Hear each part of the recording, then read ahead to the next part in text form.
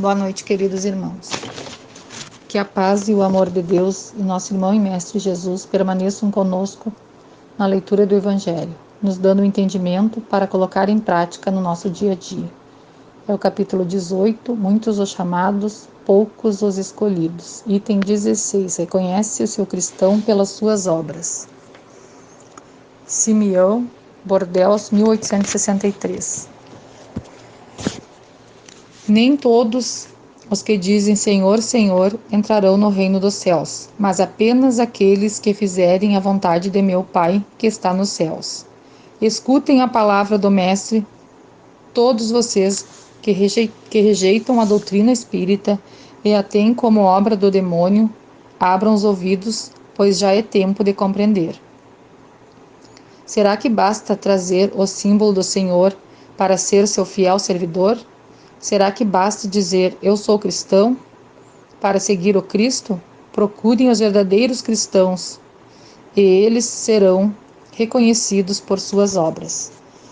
Jesus falou, uma árvore boa não pode dar maus frutos, assim como uma árvore ruim não pode dar bons frutos. Toda árvore que não dá bons frutos será cortada e lançada ao fogo. Discípulos do Cristo, compreendam bem essas palavras. Quais são os frutos que deve produzir a árvore do cristianismo? Árvore majestosa, cujos ramos frondosos cobrem com sua sombra uma parte do mundo, mas que ainda não abriga todos aqueles que deveriam se reunir ao seu redor. Os frutos da árvore da vida são os frutos da esperança e da fé. O cristianismo, como vem fazendo há muitos séculos, continua pregando sempre as virtudes divinas, procurando distribuir seus frutos. Mas são poucos aqueles que o escolhem. A árvore é sempre boa, mas os jardineiros são maus. Eles procuram moldá-la segundo suas ideias e necessidades. Por isso, cortaram, diminuíram e mutilaram a árvore do cristianismo. Seus ramos já não produzem mais frutos. O viajante, cansado, que sob a sua sombra procura o fruto da esperança, que deveria lhe dar força e coragem, encontra apenas ramos áridos, que pronunciam o mau tempo. Em vão, ele pede para a árvore da vida que lhe dê o fruto da vida. As folhas caem secas aos seus pés. A mão do homem mexeu tanto que ela secou. Abram seus ouvidos e seus corações, meus bem-amados. Cultivem a árvore da vida, cujos frutos dão a vida eterna. Aquele que a plantou os convida a cuidar dela com amor, para vê-la dar ainda com abundância seus frutos divinos. Deixem a árvore da vida tal como Cristo a entregou a vocês. Não a mutilem, ela quer entender sobre o universo. Ela quer estender sobre o universo sua imensa sombra. Portanto, não cortem seus ramos, seus frutos generosos caem em abundância, para sustentar o viajante faminto, que anseia em chegar ao término da jornada. Não amontoem seus frutos para guardá-los e deixá-los apodrecer, a fim de que não sirvam a ninguém. Se muitos são os chamados e poucos os escolhidos, é porque existem os monopolizadores do pão da vida, como existem os monopolizadores do pão material. Não estejam entre eles, pois a árvore que produz bons frutos deve distribuí-lo para todos. Procurem aqueles que estão famintos e os tragam para a sombra da árvore, dividindo com eles o abrigo que ela oferece. Não se colhem uvas dos espinheiros. Meus irmãos, afastem-se daqueles que os chamam somente para mostrar o lado ruim das coisas, e sigam aqueles que irão conduzi-los à sombra da árvore da vida. Jesus disse, e suas palavras não passarão. Nem todos aqueles que me dizem Senhor, Senhor, entrarão no reino dos céus, mas só aqueles que fizerem a vontade de meu Pai que está nos céus. Que o Senhor de bênçãos os abençoe, que o Deus de luz os ilumine, que a árvore da vida lhes ofereça seus frutos com abundância. Creio e orem. Comentários. Número 1. Roupa nupcial. Naquela época, quando alguém recebia o rei o convite para um banquete de núpcias, recebia junto uma roupa que era uma espécie de túnica, e seu uso era obrigatório na festa. Entrar sem vestir os trajes que o rei oferecia era uma grande ofensa, uma demonstração de desprezo para quem fez o convite, e um desrespeito ao sentido da roupa nupcial. Nessa parábola, é o de que não basta ser convidado, é preciso estar preparado, ou seja, fazer boas obras, ajudar o próximo, possuir amor, pureza, humildade, bondade e todas as qualidades necessárias para entrar no reino dos céus. Trevas exteriores. O termo ser lançado nas trevas exteriores significa ir para um lugar ruim, onde não existe o bem.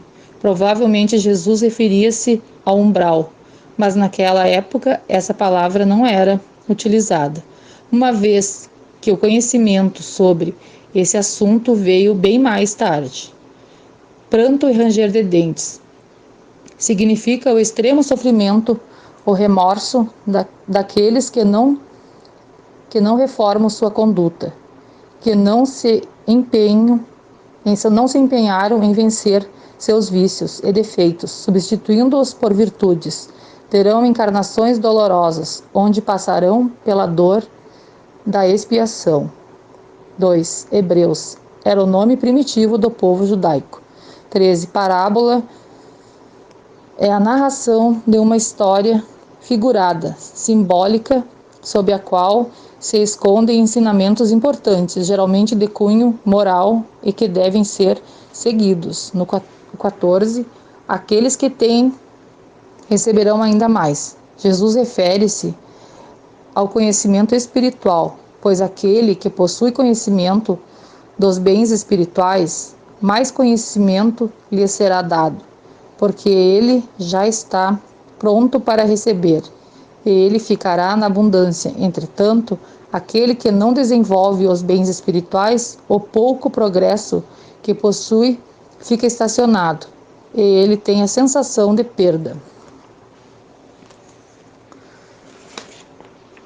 Irmãos, falando um pouquinho para vocês do meu entendimento, eu penso que em relação à árvore da vida, que na passagem fala, seria um recado que quem tem uma planta em casa sabe o cuidado que temos que ter com ela.